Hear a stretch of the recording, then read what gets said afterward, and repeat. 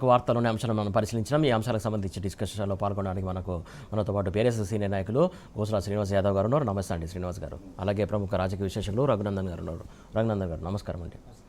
First Srinivas గారు మీ నుంచి start చేస్తుందా? ఏదైతే కాళేశ్వరం ప్రాజెక్టు సంబంధించి మొత్తానికి అనేక ఫలాలు అందాయి నాడు. కాకపోతే ఈ గడిచిన 2.5 సంవత్సరాల నుంచి కాళేశ్వరాన్ని పడావు పెట్టి ఎట్లా చోద్యం చూస్తుందో కాంగ్రెస్ సర్కార్ మనం చూడొచ్చు. ప్రధానంగా ఈ అంశం చెప్పుకోవడానికి ప్రధానంగా నేటికి 7 ఏళ్ళు పూర్తవుతున్నటువంటి సందర్భం సంబంధించి ఒక్కసారి నెమరేసుకుంటున్నటువంటి అంశం.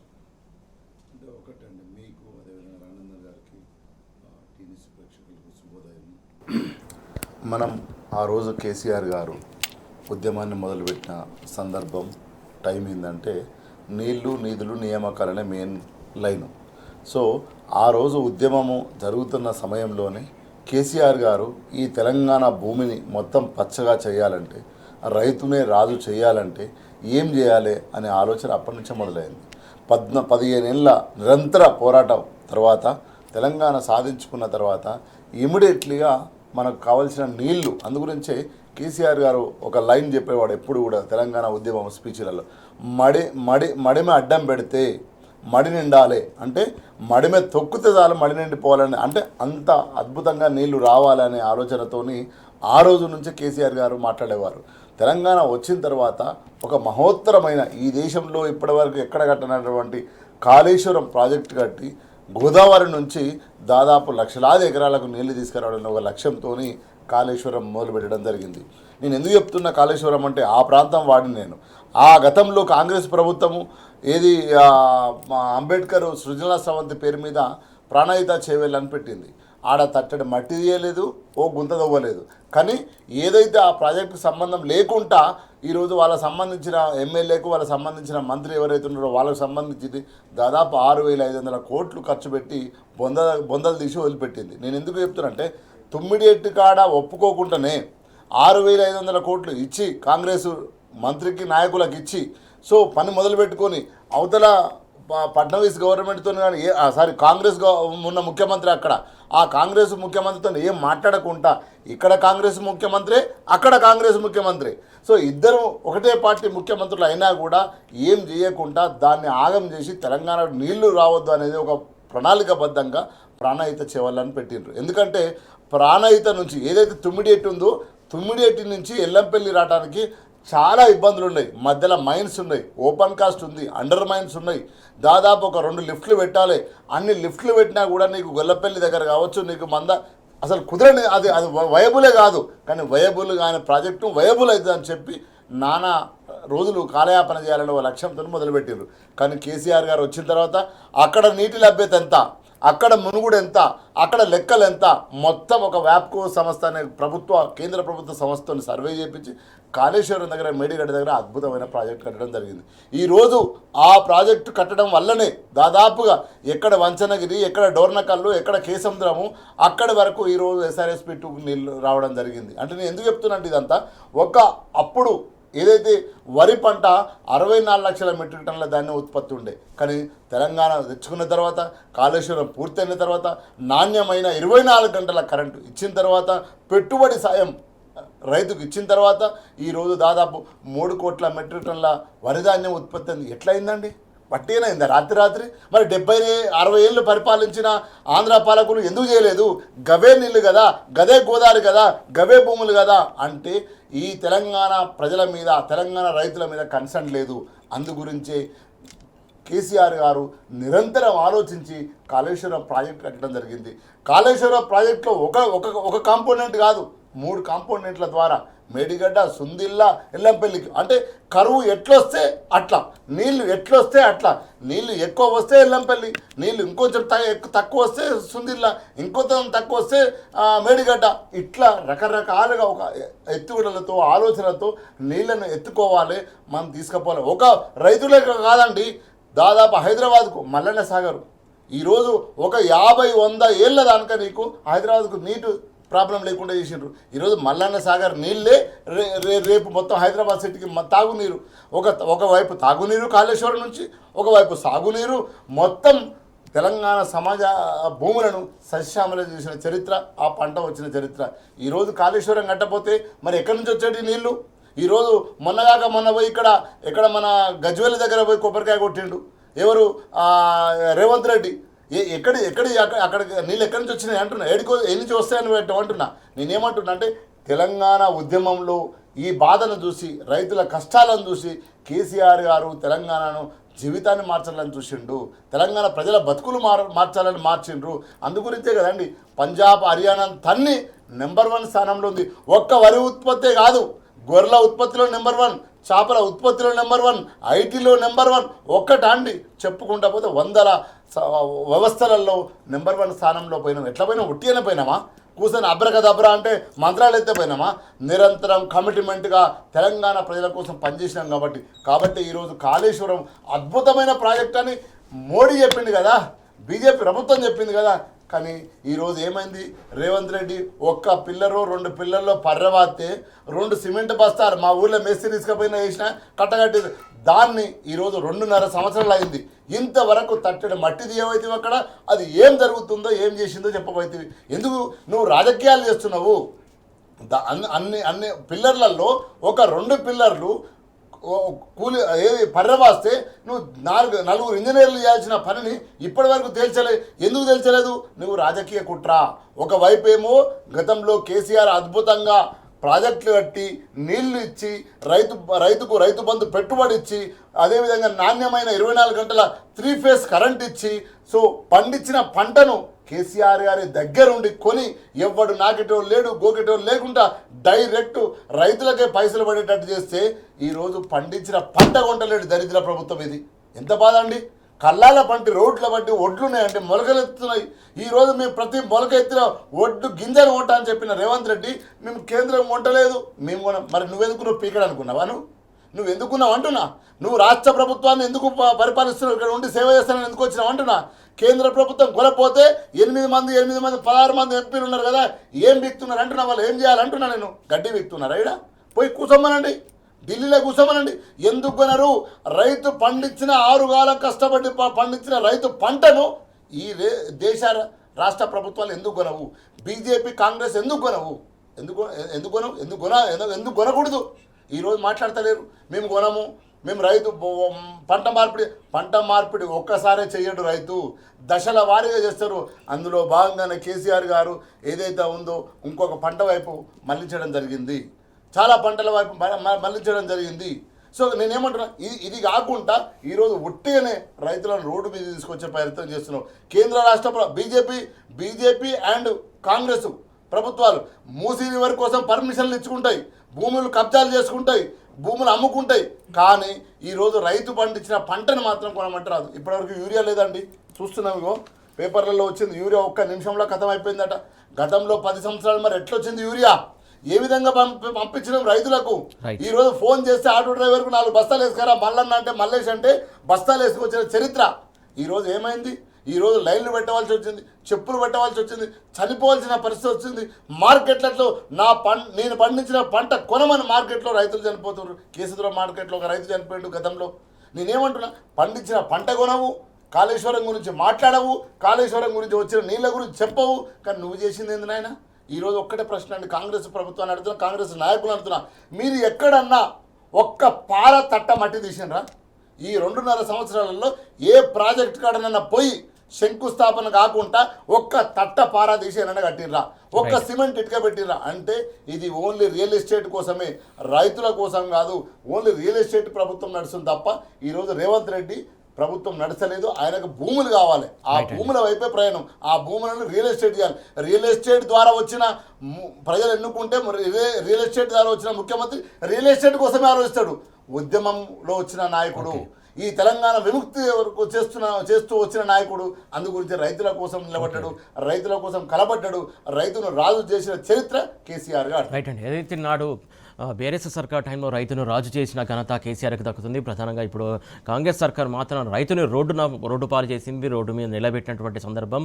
ఏ విషయంలో కూడా చూసినా కూడా ప్రాజెక్టులను పడవబెట్టి కాంగ్రెస్ సర్కార్ కావాలని కాలయాపన చేస్తుంది. మిగతా రాష్ట్రాలకు లాభం చేకూర్చే రీతిలోనే నిర్ణయాలు ఉన్నాయి. ఖచ్చితంగా ఆ రకంగా చూస్తూ ఊరుకోము తెలంగాణ సమాజం ఖచ్చితంగా ప్రశ్నిస్తుందని చెప్పేసి చెప్తున్నటువంటి అంశం. రఘునందన్ గారు, ప్రధానంగా కాళేశ్వరం ప్రాజెక్టు ఎంతో అందరికీ కలుపుతారు. ప్రధానంగా ఇక్కడ చూసుకున్నట్టయితే గోదావరి బేసిన్లో నీరు అడగంటు పడుతున్నా కూడా అవసరానికి నీటిని ఎత్తిపోసుకునే అవకాశం ఉన్నా కూడా ఎత్తిపోయకుండా కాంగ్రెస్ సర్కార్ ఇలా చాలా ప్రాజెక్టును పడబెట్టి ఎందుకు ఇంత విచక్షణ రహితంగా పాలన కొనసాగుతుంది అనుకోవాలి? సురేష్ గారు, మీకు, శ్రీనివాస్ గారికి, టీనిక్స్ ప్రేక్షకులందరికీ శుభోదయం. మొదటగా తెలంగాణ సిద్ధాంతకర్త ప్రొఫెసర్ జయశంకర్ గారి వర్ధంతి సందర్భంగా ఆయనకి నివాళులు అర్పిస్తూ, తెలంగాణ అనేది జస్ట్ లైక్ దట్ ఒక భూభాగాన్ని ఏదో పరిపాలన వికేంద్రీకరణ కోసము, పరిపాలన సౌలభ్యం కోసము విభజించిన రాష్ట్రం కాదు. ఈ రాష్ట్రం ఏర్పడడానికి పునాదులు నిజాం కాలం నాటి నుంచి కూడా ఉన్న జరుగుతున్న పోరాటాల సీక్వెన్స్లో జరిగింది ఇదంతా. ఒకప్పుడు 8 ఏళ్ల పాటు సపరేట్ రాష్ట్రంగా ఉన్న తెలంగాణ తన నిధులతో, తన నీళ్లతో, తన రిసోర్సెస్తో సమృద్ధిగా వర్ధిల్లింది. ఆ వర్ధిల్లిన తెలంగాణని తీసుకెళ్ళి 1956లో ఉమ్మడి ఆంధ్రప్రదేశ్తో కలిపేసి మనల్ని డిగ్రేడ్ చేస్తూ వచ్చారు. మన రిసోర్సెస్ డిగ్రేడ్ అయ్యాయి. తదనంతర పోరాటంతో తెలంగాణ సిద్ధించింది. తెలంగాణ సిద్ధించిన తర్వాత మట్టి మనుషులు తెలంగాణ కోసం పోరాడి, తెలంగాణ ఎందుకోసం పోరాడినామో, ఎందుకోసం తెలంగాణ కావాలి అని చెప్పేసి అందరినీ జాగరూకత చేసినారో అదే పని మీద ఉన్నారు, అదే మిషన్ మోడ్లో ఉన్నారు, అదే పని మీద ఉన్నారు. అందుకే ఆ మిషన్ మోడ్లో యుద్ధ వాతావరణంలో పనులు జరిగినాయి. మిషన్ కాకతీయ అయితేంది, మిషన్ భగీరథ అయితేంది, తాగునీళ్ళ కోసం మిషన్ భగీరథ అయితేంది, సాగునీటి కోసం గ్రామాల్లో వ్యవసాయానికి అయితేంది, ఇతర సాగుకు సంబంధించినటువంటి అవసరాల కోసం మిషన్ కాకతీయ అయితే ఏమిటి, ఇతర నీటి వనరులు అయితే ఏమిటి, వీటన్నింటినీ మిషన్ మోడ్లో కంప్లీట్ చేసుకుంటూ ఏది అత్యవసరం 25 లక్షలకు పైగా బోర్బాయిల వైపు కాంగ్రెస్ ప్రభుత్వం నెట్టింది. వాటికి ఇమీడియట్ రిలీఫ్ ఎట్లా ఇవ్వాలి అనేది మిషన్ కాకతీయతో రీఛార్జ్ చేసుకుంటూ, ఆ తర్వాత వాటిని ఎట్లా రీఛార్జ్ చేసుకోవాలని చెప్పేసి వాటి బ్యాలెన్సింగ్కి ఉన్న ఎగ్జిస్టింగ్ ప్రాజెక్టు ప్రాణహిత చేవెళ్ళ అని వీళ్ళేదో దోచేసి మొబిలైజేషన్ అడ్వాన్స్ల పేరిట దోచేసి వాటినన్నింటికి తమ్మిడిహట్టి దగ్గర ఏం చేయకుండా అన్న చెప్పినట్టు అసలు చిన్న గుంత కూడా దువ్వకుండా దానికోసం పెట్టాల్సిన ఖర్చు పెట్టేస్తే దాన్ని కూడా సమన్వయం చేసుకుంటూ వాటిని కూడా ఎక్కడ యూజ్ చేయాలో అట్లా యూజ్ చేసుకుంటూ మినిమం లాస్తో రీడిజైన్ చేసేసి మల్టీపర్పస్ కాళేశ్వరం అనేది ఇట్ ఈస్ జస్ట్ నాట్ ఒక చిన్న ప్రాజెక్ట్ కాదండి, మల్టీపర్పస్ మల్టీ ఇరిగేషన్ స్కీమ్ అది కాళేశ్వరం అనేది. చిన్నగా అర్థం చేసుకుంటే చిన్నగా ఉంటుంది, అది చాలా పెద్ద ప్రయోజనాల కోసం మొత్తం రాష్ట్రాన్ని బ్యాలెన్సింగ్గా రాష్ట్రాన్ని సస్యశ్యామలం చేసే ప్రాజెక్ట్ అది. దాన్ని కుంచిత రాజకీయ బుద్ధితో దాన్ని పడావు పెట్టేసి రెండు పిల్లర్లు వీళ్ళ మీటింగ్ల ఖర్చులు కావు, అవి వీళ్ళు ప్రమోషన్ల కోసం పిఆర్ల కోసం పెట్టుకునే మీటింగ్ల ఖర్చులు కావు, అవి వాటిని పునరుద్ధరించాలంటే. కానీ కక్షగట్టి చేసి ఎవరి మీద కక్ష కడుతురు వీళ్ళు, ఏదో నాయకుడి మీద కక్షగట్టి ఆయనకు పేరు రాకుండా చేయాలనే ఉద్దేశంతో వీళ్ళు ఏదో చేస్తున్నారు. కానీ ప్రజల మీద కక్ష కడుతున్నారు. 2.5 సంవత్సరాలు కంప్లీట్ అయిపోయిన తర్వాత కూడా ఇప్పుడు ఈ కరువు పరిస్థితుల్లో జూన్ 20వ తారీఖు నిన్నటి దాకా వర్షాలు లేవు. నారు పోసిన రైతు ఇంకా మళ్ళా అలుకుడు చేయాలంటే కూడా వర్షం వస్తుందా రాదా, ఇంకిత ఒక 5 ఎకరాలు ఉన్నోడు 2 ఎకరాలు పెట్టాలా 3 ఎకరాలు పెట్టాలా అనే ఆలోచన కాడికొచ్చాడు. వానాకాలం పంట ఇది, యాసంగి పంట కూడా కాదు, వానాకాలం పంటకే ఈ పరిస్థితి వచ్చింది. దీనికి అంతటికీ కారణం ఏంటంటే వీళ్ళ కుంచిత బుద్ధి అయిపోయి. మరి అన్నిట్లో కూడా ఇంతే డిజర్వ్డ్గా ఆలోచన చేస్తున్నారా అంటే, తెల్లారు లేస్తే పేపర్లో కానీ న్యూస్లో కానీ భూముల మీద దందాలు చేసుడు, భూముల కుంభకోణాలు, ఇసుక కొట్టుడు, మట్టి కొట్టుడు, వీటి మీదనే ఉన్నది. వీళ్ళ దృష్టి అంతా వీటి మీదనే ఉన్నది. మీదికెళ్ళి వచ్చేసి చూస్తే రాష్ట్ర ప్రభుత్వంలో ఒక కేంద్ర ప్రభుత్వ సంస్థ అయినటువంటి మంచి బ్యాంకింగ్ సెక్టర్లో ఒక క్రెడిబిలిటీ ఉన్న సంస్థ అయినటువంటి ఎస్బీఐ బ్యాంకు ఎవరన్నా నీలాంటోళ్ళో మాలాంటోళ్ళో ఎస్బీఐలో లోన్ పెట్టి భూమి ల్యాండ్ మార్టిగేజ్ చేసేసి ఏదన్నా లోన్ తెచ్చుకుంటే ఆ ల్యాండ్ లైఫ్ టైం గ్యారంటీ ఉంటుంది, వాళ్ళ చెక్ లిస్ట్ అట్లా ఉంటుంది అని చెప్పేసి అనుకునే రోజుల నుంచి ఆఖరికి ఎస్బీఐ భూములకి గ్యారంటీ లేకుండా పోయింది, అక్కడ వాటికే భద్రత లేకుండా పోయింది, వాళ్ళకి తెలియకుండా వాళ్ళ భూములు అమ్ముకునే స్థితికి వచ్చింది ఈ గవర్నమెంట్. ఇప్పుడు జరుగుతున్నదల్లా ఏంది అంటే రైతులకు రైతుల మీద కక్ష కట్టి చేస్తున్న పాలన తప్పితే ఇంకొకటి ఏం లేదు. రైతు బంధు ఆగం చేశారు, చెరువులు రీఛార్జ్ చేసుడు ఆగం చేశారు, ఈ ప్రాజెక్టులను అయితే అటు కాళేశ్వరం అయితేంది, ఇటు పాలమూరు అయితేంది, మిగతావి అయితేంది అన్ని పడవ పెట్టారు.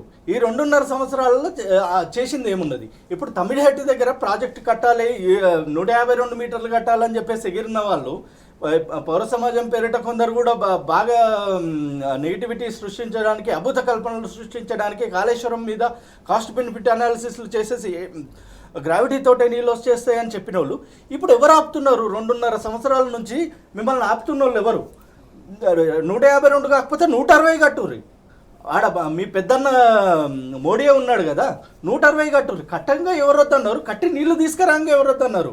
కాళేశ్వరం కాదు, కాళేశ్వరాన్ని మించిన నీళ్ళు ఇస్తా అని నువ్వు ఇస్తే సంతోషించేటోళ్ళమే ఉన్నాం కదా. తెలంగాణ బాగుపడితే సగటు తెలంగాణవాది ఎవ్వరు కూడా వ్యతిరేకించరు. ఇంకిన్ని నీళ్ళు ఎక్కువ తీసుకొస్తా అంటే సంతోషంగా ఒప్పుకుంటాం. అంతేగాని ఈడ కాళేశ్వరం పడావు పెట్టి ఆడ ఏపీకి బనకచెర్ల వైపుకో లేకపోతే కావేరీ అనుసంధానానికో వాళ్ళకు ప్రయోజనం చేసేలాగా వీటిని పడావు పెట్టేసి ఇటు పాలమూరు పడావు పెట్టి ఏం చేయదలుచుకున్నారు? ఏం లేదు. ఇది స్పష్టంగా కనిపిస్తున్నది. ఈ కాంగ్రెస్ ప్రభుత్వం కాదు, ఇది బీజేపీ కన్సర్నల్లో నడిచే మోడీ ఏజెంట్ ప్రభుత్వం. మోడీ ఏజెంట్ ప్రభుత్వం ఏం చేస్తుంది? వాళ్ళకు కేంద్ర ప్రయోజనాలకో లేకపోతే బీజేపీ ప్రయోజనాలకో ఎట్లా కావాలంటే అట్లా నడుస్తున్నది ఈడ. లేకపోతే ఈ మూసీకి సంబంధించినవి క్లియరెన్స్ అయితే ఎట్లా, ఈ ప్రాజెక్టులకు మన ప్రాజెక్టులకు సంబంధించినవి క్లియర్ కావెట్లా, ఈ పాలమూరు రంగారెడ్డి ఆగుతుంది ఎట్లా, ఈ రియల్ ఎస్టేట్ ప్రాజెక్టులు ఉరుకుతాయి ఎట్లా? వీటన్నింటికి దృష్టికోణంలో చూస్తే ఇది కేవలం రియల్ ఎస్టేట్ దందాలు, మోడీ ఏజెంట్గా వ్యవహరిస్తున్న ప్రభుత్వం తప్పితే ఇంకోటి ఏం లేదు ఇక్కడ. రైతులు మళ్ళొక్కసారి ఆలోచించుకోవాలి. ఏ ప్రయోజనాల కోసం అయితే మీ కండ్ల ముంగట నీళ్లు కనిపించినాయి, కరెంటు కనిపించింది, మార్కెటింగ్ కనిపించింది, మీకు నెల ప్రతి పంటకు టంచనగా పెట్టుబడి సాయం రైతు బంధు కనిపించింది, 2 సార్లు రుణమాఫీ జరిగింది. ఇన్ని జరిగిన తర్వాత కూడా అభూత కల్పనలకు ఏదైతే క్షణికావేశంలోనైనారో లేకపోతే ఏదైతే అభూత కల్పన మీ చుట్టూ జరిగిన దుష్ప్రచారాలు ఏవైతే లోనైనారో మళ్ళీ మీరే ఇప్పుడు అవి మీ కళ్ళతో మీ అనుభవపూర్వకంగా తెలుసుకుంటున్నారు. ఇప్పటికైనా ఆలోచన చేయండి. సగటు తెలంగాణ సమాజం కూడా ఆలోచన చేయండి.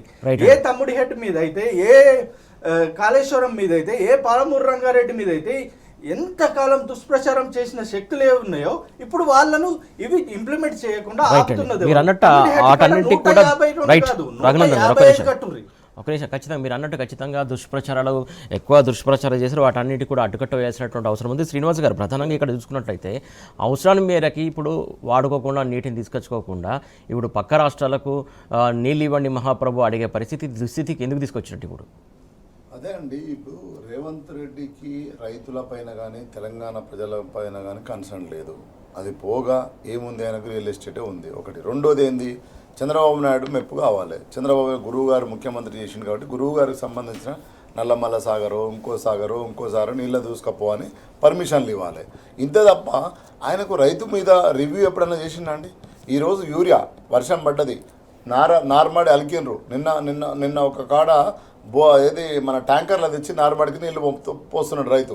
15 ఏళ్ళ 10 ఏళ్ళ ఎప్పుడైనా 9.5 ఏళ్ళ ఎప్పుడన్నా ఒక్క రోజన్నా ఎక్కడన్నా ట్యాంకర్ తీసుకుపోయి పొలాలలో నీళ్లు పోసిన ఫోటో ఒకటి చూపిస్తారా? చూస్తాం. అంటే నేనేమంటున్నా, ఒకవైపు గతంలో అద్భుతంగా జరుగుతుంటే రైతు విషయంలో ఇప్పుడు ఏమైంది, రేవంత్ రెడ్డికి ఈ కన్సెంట్ లేదు. ఇప్పుడు యూరియా కావాలండి. 8 మంది ఎంపీలు బీజేపీ వాళ్ళు ఉన్నారు, 8 ఎంపీలు కాంగ్రెస్ ఉన్నారు. ముఖ్యమంత్రి కూర్చొని మీరు రివ్యూ పెట్టాలి కదా. మరి మీరు అందరూ పోయి ఆడ మాట్లాడతారా? యూరియా తీసుకొస్తారా? పోయినసారి ఆగమాగమైంది, పోయినసారి అడివడివైంది, రోడ్డు మీదకి వచ్చిర్రు రైతులు, చాలా ఇబ్బంది పడ్డారు, నానా కష్టాలు పడ్డారు. మరి లెట్స్ స్టార్ట్ చేయాలి కదా. నేను రైతు బిడ్డనే ముఖ్యమంత్రి ఉన్న మన ఆయన ముఖ్యమంత్రి గారు, అదే మా మంత్రి గారు, వీళ్ళు కూర్చొని మాట్లాడాలి కదా. ఎందుకు మాట్లాడతలేరంటే రేవంత్ రెడ్డికి రైతు పంట కన్సర్న్ లేదు. ఆయనకు కావాల్సింది రియల్ ఎస్టేటే. ఎక్కడ రియల్ ఎస్టేట్ అయితే అటువైపు ప్రయాణం చేస్తారు. ఏ శాఖ మీద రివ్యూ జరిగిందండి? ఒక్క శాఖ మీద రివ్యూ జరిగిందా? క్యాబినెట్ మీటింగ్లు జరుగుతాయి. క్యాబినెట్ మీటింగ్లో ఏం జరుగుతుంది అంటే నువ్వెంత పంచుకున్నావు, నేనెంత దోపిడీ చేసుకున్నాను, నేనెంత నాకు తక్కువ అయిందని లొడి అవుతాడు ఓ మంత్రి. నువ్వు ఎక్కువ తీసుకున్నావు ఇంకో మంత్రి లొడి వేస్తాడు. కానీ క్యాబినెట్లో ఏం జరగాలి? ఈ తెలంగాణ ప్రజలకు ఉన్న సమస్యలు ఏంది, వాటిపై నిర్ణయాలు ఏంది, లేదా కొత్త పథకాలు ఏంది, ఇవన్నీ జరగాలి కదా అండి. ఈరోజు ఇచ్చిన 6 గ్యారెంటీలలో ఒక గ్యారెంటీ అయినా అమలు చేసిండ్రా? ఏ హామీనైనా అమలు చేసిండ్రా? వాళ్ళే పెట్టుకున్నారు కదా 100 రోజులలో మేము 100 కిలోమీటర్లు ఉరుకుతామని. ఎవడు అడగలే కదా. ఏ ప్రతిపక్ష పార్టీ అడగలేదు, ఏ ప్రజలు అడగలేదు. మేము 100 రోజులలో అని చెప్పారు. తులం బంగారం అన్నారు, భూములు అదేది ఓట్లు కొంటామన్నారు, బోనస్ ఇస్తా అన్నారు. మీరు అన్ని ఒక్క పంట కాదు, ఏ పంట వేసినా మేము కొంటామని చెప్తారు. Bonus with bonus. ఏ పంట కొన్నావు నువ్వు? ఏ పంట కానబడ్డది ఇప్పుడు? సో నేనేమంటున్నా, రేవంత్ రెడ్డి ప్రభుత్వానికి, కాంగ్రెస్ ప్రభుత్వానికి కన్సర్న్ లేదు. ఒక్క వర్గం అన్న సురేష్ గారు, ఈ వర్గం సంతోషంగా ఉందా? 30 ఏళ్ళు 35 ఏళ్ళు 40 ఏళ్ళు పనిచేసి గవర్నమెంట్కు సేవ చేసి ప్రజలకు సేవ చేసిన రిటైర్మెంట్ అయిన ఒక ఉద్యోగి సెటిల్మెంట్ కూడా జరుగుతలేదు కదా. చచ్చిపోయిన ఉద్యోగి సెటిల్మెంట్ కూడా జరుగుతలేదు కదా. ఏ వర్గం? ఈరోజు రాహుల్ గాంధీ వచ్చి కాఫీ తాగి ఛాయ్ తాగి బై అశోక్ నగర్. ఏ ఉద్యోగాల నోటిఫికేషన్? ఈరోజు మేధావులు మాట్లాడాలి. ఏమైనా ఆకునూరు మురళి గారు, కోదండ రామ్ గారు, పలానా వాళ్ళు మాట్లాడాలి. జాబ్ క్యాలెండర్ 2 లక్షల ఉద్యోగాలు. ఏడవైనా కోదండ రామ్ సారు జాబ్ క్యాలెండర్ ఏది? నువ్వు ఎమ్మెల్సీ నువ్వు రిజైన్ చేయి, బయటకు వచ్చి రోడ్డు మీద నిలబడు, ఇందిరా పార్క్ దగ్గర కూసో. నువ్వు మాట్లాడినావు కదా జాబ్ క్యాలెండర్ మేము రిలీజ్ చేస్తామని. నువ్వు 2 లక్షల ఉద్యోగాలని ఎన్ని చేసినావు ఇప్పటివరకు? పట్టుమని 10,000 వేలే. మేము ఇచ్చిన, మా ప్రభుత్వం కేసీఆర్ నాయకత్వంలో ఇచ్చిన ఉద్యోగాలకు సర్టిఫికెట్లు ఇచ్చి ఫోటో దిగిన చరిత్ర ముఖ్యమంత్రి గారిది. ఒక్క వర్గం పిల్లలకు చదువు లేకపోయా? మున్సిపల్ శాఖ మంత్రి నువ్వేనా? హోంశాఖ మంత్రి నువ్వేనా? విద్యాశాఖ మంత్రి నువ్వేనా? ఇన్ని కాలబడి నీ దగ్గర పెట్టుకుంటే ఒక్క శాఖకైనా న్యాయం చేయవైతే. పిల్లలు, మా బిడ్డలు చనిపోతుంటే నువ్వు ఒక్కసారైనా రివ్యూ చేసినావా? ఒక్కసారైనా సెక్రటరీతో కూర్చొని మాట్లాడినావా? నేను 18 గంటలు పనిచేస్తాను. ఏం పని చేస్తున్నావు 18 గంటలు అంటే? మూసీ రివర్ ప్రాజెక్టు మీద ఎన్ని వేల కోట్లు దోసుకోవాలని పనిచేస్తున్నావు. ఈరోజు ఏది కొత్త సిటీ అని పెట్టినావు కదా, న్యూ సిటీ అని పెట్టినావు కదా, అక్కడ ఎన్ని వేల ఎకరాలు నువ్వు సంపాదించుకోవాలని పనిచేస్తున్నావు. ఇంత తప్పించి ఏం పని చేస్తున్నావు? ఇవన్నీ 2.5 సంవత్సరాల లగాచర్ల నిన్ను లాఠీలు బట్టి కొడుతురా. అదేవిధంగా సన్ సిటీ భూములు గుంజుకుంటా ఆడిపోతురా. మేము ఏమంటున్నాం, నువ్వు ఇచ్చిన హామీలను లేదా గత ప్రభుత్వం కేసీఆర్ గారు కొనసాగించిన పథకాలు కంటిన్యూ చేయలేను ఆయన. అంతకన్నా మించి నువ్వు ఏం చేయలేవని తెలంగాణ ప్రజలకు అర్థమైపోయింది. రైతు బంధు టైంకి 1 ఎకరానికి 2 ఎకరాలు వేస్తావా? ఎంత షేమ్లెస్. ఆ రోజు కేసీఆర్ గారు ఎంత అద్భుతంగా సినుకు పడకముందే టక్ టక్ మనీ అకౌంట్లలో పడ్డ పైసలు చరిత్ర రైతులకు. ఈరోజు 1 ఎకరానికి 1 రోజు, 2 ఎకరాలకు మళ్ళీ 10 రోజులకు. ఇక పైసలు ఎక్కడి? మళ్ళీ ఒక మీటింగ్ పెడతాడు, ఇక టెన్షన్గా పడిపోతుంది రైతు బంధు అంటాడు. ఎక్కడ రైతు బంధు వేసినావు? ఏమన్నా రైతు బంధు వేసినావా? 3 ఎకరాలు వేసినావా? 4 ఎకరాలు వేసినావా? పోయినసారి ఎకరం కొంతమందికి, 1.5 ఎకరం 2 ఎకరాలు కొంత, అందులో కూడా 2 ఎకరాలు నువ్వు అందరికీ వేయలే. సో నేనేమంటా, ఒక్కటంటే ఒకటి కూడా నువ్వు రైతు బీమా పథకానికి బీమానే కట్టవైతే. రైతు బీమా పథకానికి కరెంటు ఈరోజు ఆ రోజు 24 గంటల 3 ఫేజ్ కరెంట్ ఇస్తే ఈరోజు 5-6 గంటలు కూడా ఇస్తలేవు.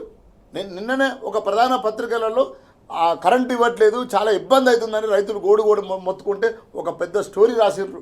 ఏ వర్గం నువ్వు ప్రశాంతంగా ఉంది?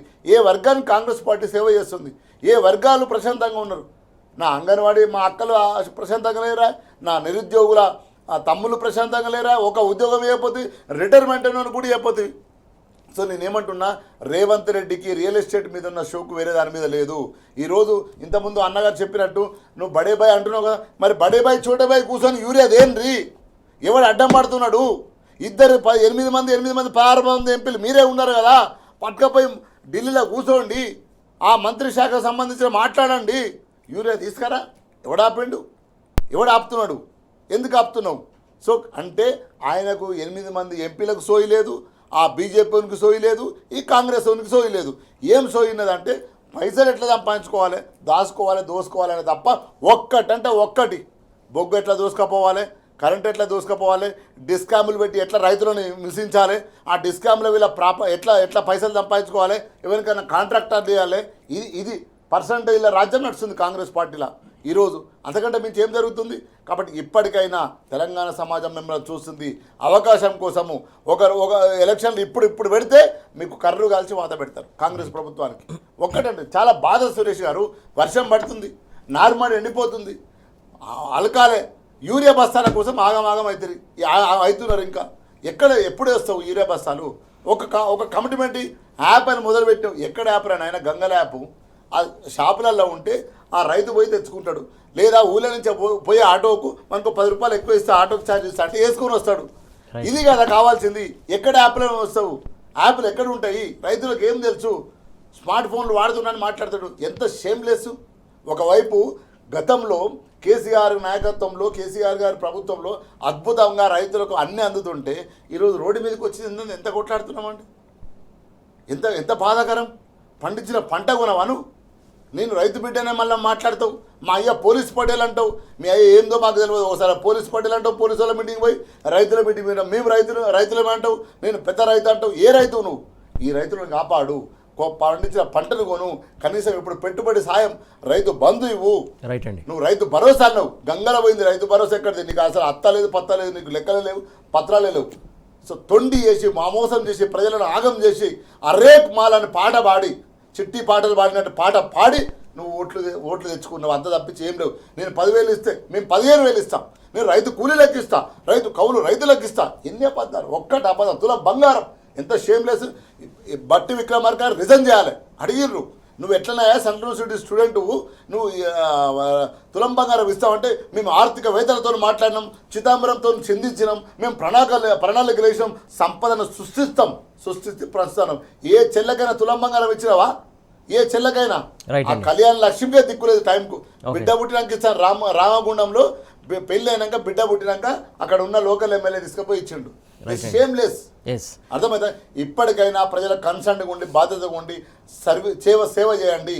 లేదంటే ప్రజలు కాంగ్రెస్ పార్టీకి ప్రజాకోట్లో ఉరిదిస్తారు. ఖచ్చితంగా శ్రీనివాస్ గారు మీరు అన్నట్టు ఖచ్చితంగా ఏదైతే అన్ని సెక్టర్లను ఆగం పట్టించారో, ప్రధానంగా రైతులను కూడా నట్టేయడం ఉంచారు, ప్రధానంగా అన్ని అబద్ధాల హామీ ఇచ్చేసి ఈ పరిపాలన మొత్తానికి పడావు చేస్తున్నటువంటి ప్రాజెక్టును పడావు చేస్తారు, పరిపాలన కూడా పడావు చేస్తున్నటువంటి పరిస్థితి కనబడుతుంది. మొత్తానికి రానున్న రోజుల్లో ఖచ్చితంగా కాంగ్రెస్ పార్టీకి తగిన బుద్ధి చెప్తారు తెలంగాణ సమాజం అని చెప్పేసి శ్రీనివాస్ గారు చెప్తున్నటువంటి అంశం. ఇప్పుడు అభినందన్ గారు, ప్రధానంగా రైతులు మీరు ఇందాక మనం చర్చించుకున్నట్టే చాలా చోట్ల ఆత్మహత్యలు చేసుకుంటున్నటువంటి సందర్భం మనం చూస్తున్నాం. అయితే కళల్లో కావచ్చు, ఏది తీసుకొచ్చేటప్పుడు ధాన్యం కొనక తీవ్ర ఇబ్బందులకు గురై నిరాశ చెంది ఆత్మహత్య చేసుకున్నటువంటి అంశం, ప్రధానంగా రైతులు ఇంత గోసపడుతున్నటువంటి అంశం సంబంధించి నేను ఆదిలాబాద్ జిల్లాలో కేటీఆర్ పర్యటించిన సందర్భంగా పరామర్శించారు ఒక రైతు కుటుంబాన్ని. అలాగే దాంతోపాటుగా ప్రధానంగా కాంగ్రెస్ సంబంధించినటువంటి చేస్తున్నటువంటి అరాచకాల గురించి కూడా ప్రస్తావించినటువంటి అంశం. దాని గురించి మీరేమంటారు? ఒక సామాన్య వ్యక్తి కోణంలో కూడా ఆలోచించినా కూడా ఎందుకు రైతుకు గత 10 ఏళ్లలో కేసీఆర్ ప్రభుత్వం ఇంత ఫోకస్డ్గా రైతుకు సంబంధించిన సంక్షేమం పట్ల, రైతుకు సంబంధించిన ఫెసిలిటీస్ పట్ల ఇంత ఫోకస్డ్గా, ఇంత ఇన్ఫ్రాస్ట్రక్చర్ డెవలప్ చేయాల్సిన అవసరం ఏమొచ్చింది అని ఒక్కసారన్నా ఆలోచిస్తే ఈ పరిస్థితి వచ్చేది కూడా కాదు. పాలకుడిగా తర్వాత, ముఖ్యమంత్రిగా తర్వాత, మంత్రులుగా తర్వాత సామాన్య ప్రజల ఆలోచించినా కూడా ఈ పరిస్థితి వచ్చేది కాదు. ఎందుకు అంటే దాదాపు 70% మంది ఉపాధి పొందేది ఈ వ్యవసాయం మీద. అతిపెద్ద సెక్టార్ ఇండస్ట్రీస్. ఇది ఇండస్ట్రీగా కన్సిడర్ చేయాల్సిన సెక్టార్. దాన్ని ఇండస్ట్రీగా కన్సిడర్ చేసేసి ఒక ఇండస్ట్రీకి, ఒక ఫార్మాకి అయితే ఏంది, లేదా మ్యానుఫ్యాక్చరింగ్ ఇండస్ట్రీకి అయితే ఏ విధమైనటువంటి ఇన్పుట్స్ ఇస్తామో మనం రైతుకు కూడా అటువంటి ఇన్పుట్స్ ఇస్తే అంత మంచి పంట తీసుకొని రైతులు బాగుపడితే 70% మంది ఆధారపడి ఉన్న వాళ్ళు ఆ ఉపాధి పొంది వాళ్ళు బాగుపడితే ఆటోమేటిక్గా రాష్ట్రం బాగుపడుతుంది, ఆటోమేటిక్గా ప్రభుత్వం బాగుంటుంది, అన్నీ బాగుంటాయి. దీనికి సంబంధించి కదా ఇంత వర్క్ జరిగింది. చెరువులు పునరుద్ధరణ చేసినా కూడా, లేకపోతే ప్రాజెక్టులు కట్టినా కూడా ఎప్పటికప్పుడు బోర్వెల్స్ మీద ఆధారపడి ఉన్న రైతులు కూడా గుండె నిబ్బరంతో పోయి ఆడ మోటార్ కట్కేస్తే నేను నీళ్లు వారతాయి, అసలు బోర్ గ్యాప్ ఇచ్చుడు అనేది ఉండదు అనే కాడికి తీసుకొచ్చిన భరోసా ఏంది అంటే ఇదే కదా. రైతుని వ్యవసాయాన్ని ఒక ఇండస్ట్రీగా కన్సిడర్ చేసి ఇన్పుట్ సబ్సిడీ ఇచ్చి పెట్టుబడి సహాయం, నువ్వు పని చేయి, పెట్టుబడి నేను కొంచెం ఇస్తా, దాన్ని దేనికన్నా వాడు, యూరియా కన్నా వాడతావా, దున్నకానికి వాడతావా, ఇంకా కూళ్ళకు వాడుకుంటావా, నీ ఇష్టం ఉన్నట్టు వాడుకో.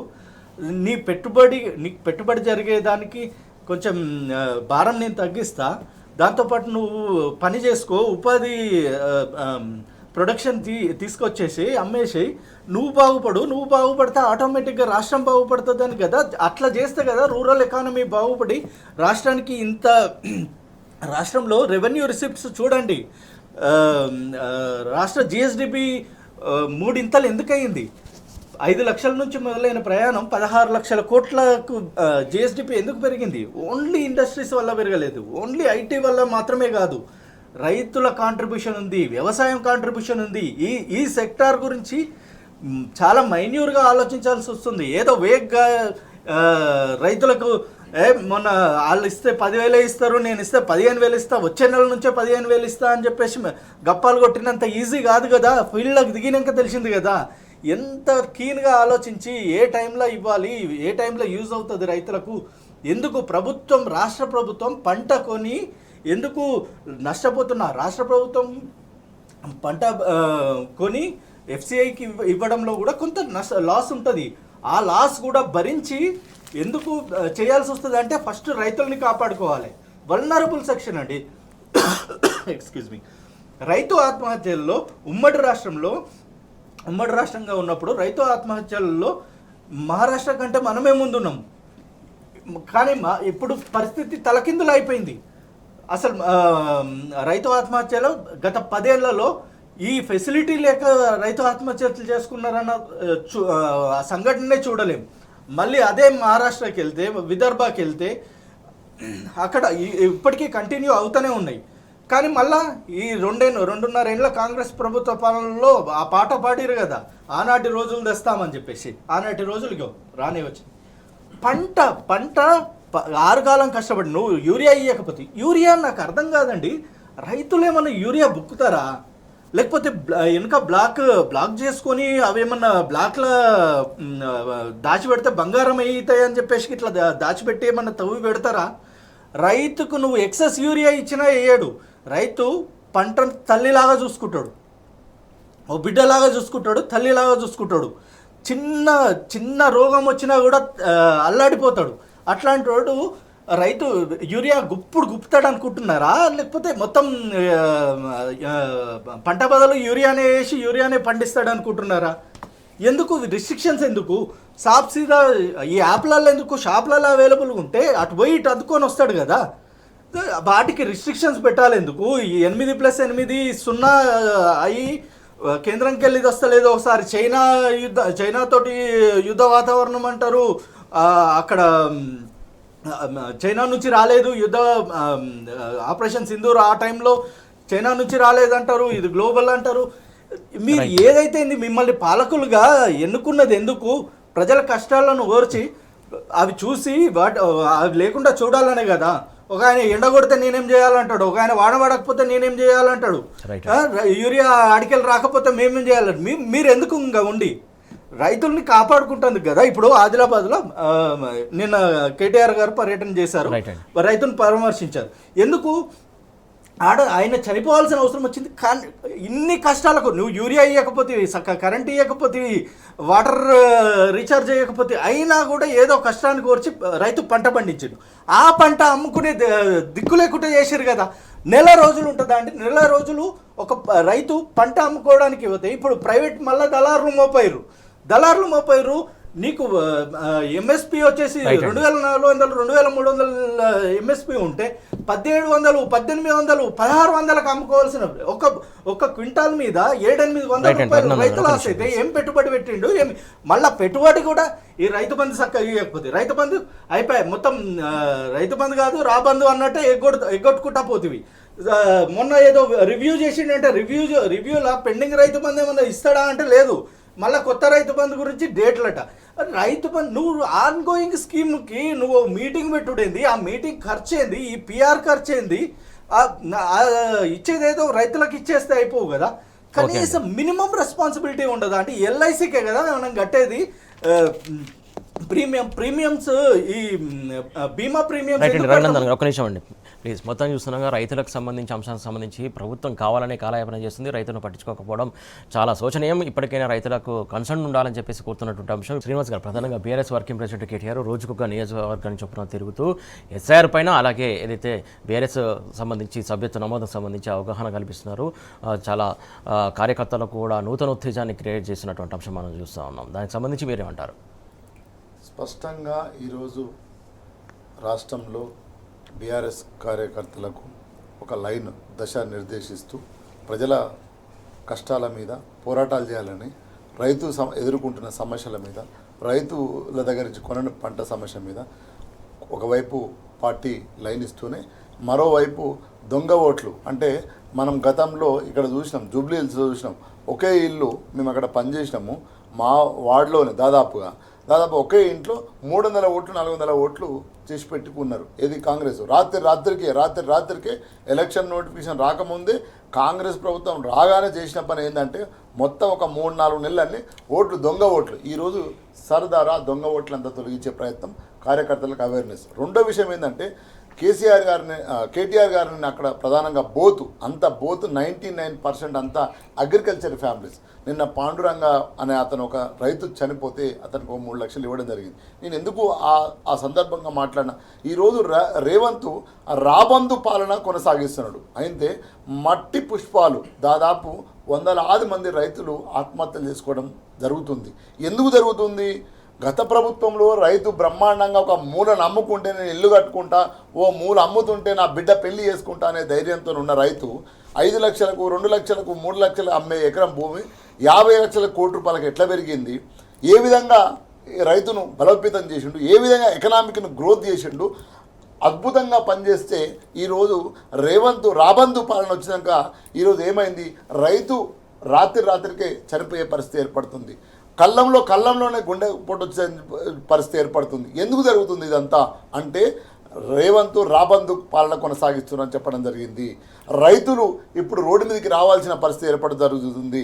అదేవిధంగా కార్యకర్తలు రైతుల పాలిట ఏదైతే సమస్యలు ఉన్నాయో వాటి మీద పోరాటం చేయాలి. ఒక పోరాటం కాదు, ఈరోజు ఓట్లు కొండమని పోరాటం, యూరియా కావాలని పోరాటం, కరెంటు ఈ నాణ్యమైన కరెంటు ఇవ్వమని పోరాటం, అరే మాకు రైతు భరోసా ఇస్తానన్నావు కదరా బిడ్డ, ఆ రైతు భరోసా ఇస్తావా లేదా అని పోరాటం.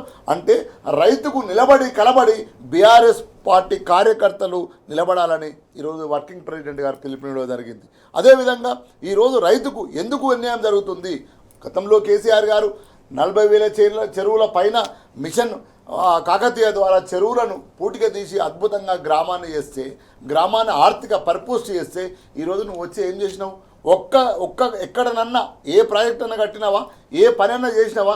ఈరోజు ఈ 3 సంవత్సరాల చరిత్ర, కాంగ్రెస్ చరిత్రలో మంచి పని చేసినామని చెప్పమనండి. ఏ నాయకుడైనా పర్లేదు, మంత్రి అయినా పర్లేదు, ముఖ్యమంత్రి అయినా పర్లేదు, వాళ్ళ అధికార ప్రతినిధులు మాట్లాడే మాటలు ఎవరైనా పర్లేదు, ఒక్క మంచి పని చేసినామని చెప్పండి. ఏమన్నంటే మహిళలకు మేము ఉచిత బస్సు ఎక్కడ ఇచ్చినావు రా నాయన, అప్పులన్నీ నాన్నే ఉన్నాయి, ఈ చేతితో గుంజుకొని ఆ చేతితో ఇస్తున్నావు, ₹1 ఇచ్చినావా అంటే నేనేమంటున్నా? ఒక్కటి కూడా చేయలేదు. ఈరోజు తెలంగాణ సమాజం చూస్తున్నది, తెలంగాణ గోసదాక్తుంది కాంగ్రెస్ పార్టీకి అంటున్నది. ఎందుకంటే కష్టపడి కొన్న రైతును నువ్వు కాపాడబోతివి, ఉద్యోగం చేసిన రిటైర్మెంట్ ఉద్యోగాన్ని కాపాడబోతివి, నిరుద్యోగిని కాపాడబోతివి, పిల్లలను హాస్టళ్లలో చదువుకునే పిల్లలను కాపాడబోతుంది. ఎవరిని కాపాడుతున్నావు? నువ్వు రియల్ ఎస్టేట్ బ్రోకర్లను కాపాడుతున్నావు, రియల్ ఎస్టేట్ చేసుకునే వాళ్ళని కాపాడుతున్నావు తప్ప ఎవరి కోసం పనిచేస్తున్నావు? ఏ వర్గంలో నువ్వు ఉన్నావు? అందుగురించి గ్రామ సభలు పెడితే గత సంవత్సరం కింద పోలీసులను పెట్టుకోవాల్సిన పరిస్థితి ఏర్పడ్డది. ఈరోజు ఒక్క గ్రామ సభ కూడా పోలీసు లేకుండా నడవలేదు. ఈరోజు అప్పుడు ఒక అప్లికేషన్ ఫామ్ తీసుకున్నారు, ప్రగతి భవన్లో మొత్తం వచ్చి పంజాగుట్ట దానికి అయిందని. ఎటువైనాయి అప్లికేషన్ ఫామ్లు? భరోసా అప్లికేషన్ ఫామ్లను తీసుకున్నాం, ఎటువైనాయి ఇవన్నీ? ఏడ దాచిపెట్టాం, ఏ సంతకాలు పెట్టినాం? కాబట్టి కాంగ్రెస్ ప్రభుత్వం ఈరోజు ఎలాంటి రైతుకు న్యాయం చేయలేకపోతుంది. రుణమాఫీ చేయలేదు, రైతు బంధు ఇవ్వట్లేదు, రైతు బీమా కట్టలేదు, ఏది కట్టకుండా చేస్తుంది. ఇదంతా బీఆర్ఎస్ పార్టీ వర్కింగ్ ప్రెసిడెంట్ గారు కార్యకర్తలకు ఒక దిశ నిర్దేశించడం జరిగింది. మనం రైతుల పక్షాన, మనం తెలంగాణ ప్రజల పక్షాన గతంలో ఉద్యమంలో ఎట్లా పనిచేసినామో ఈరోజు కాంగ్రెస్ పార్టీని ఎక్కడికక్కడికి నిలదీసి దాని మెడలు వంచి పనిచేయాల్సిన బాధ్యత ప్రతిపక్ష పార్టీగా మనకి ఇచ్చిండ్రు తెలంగాణ సమాజం. అటువైపుగా నిలబడి కలబడాలి, అంతే తప్ప వాళ్ళని వదిలిపెట్టేయలేదు. నేను అన్నాడు ఏ గింజనైనా కొంటా అన్నాడు. ఎందుకు కొంటలేవు మరి? లాస్ట్ గింజ వరకు కొంటా నేను అని వరినావు కదా. ఏడ కొంటున్నావు గింజ? ఎక్కడ కొన్నావు గింజ? అత్తా పత్తా లేకుండా పోయినావు. కాబట్టి ఈ తెలంగాణ సమాజం అంతా చూస్తుంది. ఇప్పటికైనా పౌర సమాజం మాట్లాడాలి, ఇప్పటికైనా ఉద్యమకారులు మాట్లాడాలి, ఇప్పటికైనా ఎవరైతే అనుకుంటారో వాళ్ళందరూ మాట్లాడాలి. గతంలో మాట్లాడారు కదా మీరు, ఇప్పుడు ఏమైనా మీ నోర్లకు ఏడవైనా మీ నోర్లు? మాట్లాడండి, రైతుల వైపున మాట్లాడండి, బీఆర్ఎస్ పార్టీనే కాదు రైతు వైపున మాట్లాడండి, నిరుద్యోగుల వైపున మాట్లాడండి. ఉద్యోగం రిటైర్మెంట్ అయిన ఉద్యోగం చేసి రిటైర్ అయిన రిటైర్మెంట్ ఉద్యోగుల వైపు మాట్లాడండి. ఎందుకు మాట్లాడకూడదు? ఆడబిడ్డల వైపున మాట్లాడండి, పేద పిల్లలు చదువుతున్న హాస్టల్లో చదువుతున్న చనిపోయిన బిడ్డల వైపు నిలబడి మాట్లాడండి. ఎడబైనో కోదాడు రాము, ఎడబైనో ఆకున మురళి, ఏదో కమిషన్ వేసినావు కదా విద్యా కమిషన్, ఏడబెత్తావు విద్యా కమిషన్ సంతకాల దాచిపెట్టించి వచ్చినావా? నువ్వు ఏం చేస్తున్నావు? నువ్వు ఏడబైనరు పౌర సమాజం మీరు మాట్లాడిన కాలుకు బల్బం కట్టుకొని తిరిగారు కదా, ఇప్పుడు తిరిగారు తెలంగాణ సమస్యల మీద. తిరగకపోతే రేపు మీకు కూడా పౌర సమాజం అనుకొని వేసుకొని ముసుగు వేసుకొని ఎవరైతే తిరుగుతున్నారో వాళ్ళకు కూడా తెలంగాణ సమాజం శిక్షిస్తుంది, ప్రజాకోట్ల శిక్షిస్తుంది. వాళ్ళకు కూడా వాళ్ళ పదవులు రాగానే పెదవులు మూసుడు కాదు, మాట్లాడమనండి. లేని పక్షంలో బీఆర్ఎస్ పార్టీ ప్రజల వైపున, రైతుల వైపున, నిరుద్యోగుల వైపున నిలబడి కలబడి పోరాటం చేస్తాం. మా పార్టీ, మా నాయకుడు ఉద్యమంలో పుట్టిన వాళ్ళం కాబట్టి తెలంగాణ సమాజం కోసం నిలబడతాం, కలబడతాం, కాంగ్రెస్ పార్టీని మెడలు ఉంచుతాం. Final conclusion please. ఎస్ఐఆర్ ప్రక్రియ అత్యంత పారదర్శకంగా జరిగేటట్టు మనం చూడాల్సిన బాధ్యత మన మీద ఉంది. ఈ డూప్లికేట్ ఓట్స్ ఈ ఉమ్మడి రాష్ట్రంగా ఉన్నప్పుడు హైదరాబాద్లో సెటిల్ అయినారు, అక్కడ ఉన్నారు, డూప్లికేట్ ఓట్స్ ఇక్కడ ఉండొచ్చు, అక్కడ ఉండొచ్చు. ఈ మళ్ళీ అన్నగారు చెప్పినట్టు జూబ్లీ హిల్స్లో చూసిన ఒకే బిల్డింగ్ మీద ఇష్టం వచ్చినట్టు ఓట్లు నమోదు చేసేసి వాటిని రిమూవ్ చేయకుండా ఇట్లా ఉన్న వాటి అన్నింటినీ కూడా తొలగించడంలో మనం వాళ్ళకి సహాయపడుతూనే అట్ ద సేమ్ టైం మనం జాగ్రత్తతో ఉండాల్సింది. ఈ ప్రక్రియలో వీళ్ళు అడ్వాంటేజ్ తీసుకొని మనకు కానీ తెలంగాణకు కానీ అనుకూలంగా ఉన్న ఏరియాల్లో డిస్టర్బ్ చేసే కుట్రలను కూడా జాగ్రత్తతో గమనిస్తూనే తెలంగాణ సమాజాన్ని ఒక్క విన్నపం చేస్తున్నాను నేను. ఎట్లా అయితే మోడీ బీజేపీల ఏజెంట్ రేవంత్ రెడ్డిని ఇక్కడ ఎస్టాబ్లిష్ చేయడానికి ఎన్ని రకాల దుష్ప్రచారాలు జరగడానికి దోహదపడ్డ మీడియా అయితేంది, పౌర సమాజం పేరుతో కొంతమంది పర్టికులర్గా చెప్తున్నాను, కొంతమంది మేధావుల రూపంలో కూర్చున్న దుష్టశక్తులు అయితే ఏంటి, మిగతా వారు అయితే వీళ్ళు ఇంప్లాంట్ చేయడానికి ఉపయోగపడ్డారో సేమ్ కుట్ర మళ్ళీ పవన్ కళ్యాణ్ రూపంలో ఇక్కడ తీసుకురావడానికి ప్రయత్నం జరుగుతుంది. ఈ కుట్రలను మీరు గమనించండి. ఇన్ని 10 సంవత్సరాలుగా లేని సమస్యలను ఇప్పుడు మళ్ళీ సృష్టించడానికి, డైవర్షన్ చేయడానికి, దానికి సంబంధించి ఈ ఇష్యూస్ అన్నీ రైతుల ఇష్యూస్ అయితే ఏంది, సంక్షేమ హాస్టల్ ఇష్యూస్ అయితే ఏంది, మన తెలంగాణ అసలు సమస్యల ఇష్యూస్ పక్కకు పోయి వీళ్ళ విషయంలో మనం డైలీ చర్చించుకునేటట్టు మనల్ని డైవర్ట్ చేస్తున్నారు. ఆ డైవర్షన్లో పడకండి. వాళ్ళని ఎంటర్టైన్ చేయాల్సిన అవసరం లేదు. వాళ్ళ రాష్ట్రంలో వాళ్ళ బాధ్యతలు వాళ్ళు నిర్వర్తించుకుంటారు. మన సమస్యలు ఏంది, మన సమస్యల పైన, మన ప్రోగ్రెస్ పైన మాట్లాడాలి. ఒక దిక్కు రాష్ట్ర రెవెన్యూ ఆదాయం పడిపోతుంది, జిఎస్టీ వసూళ్లు పడిపోతున్నాయి.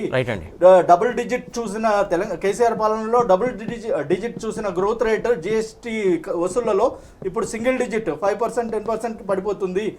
బడ్జెట్ ఎస్టిమేట్స్ 150% కి రీచ్ అవుతున్నాయి.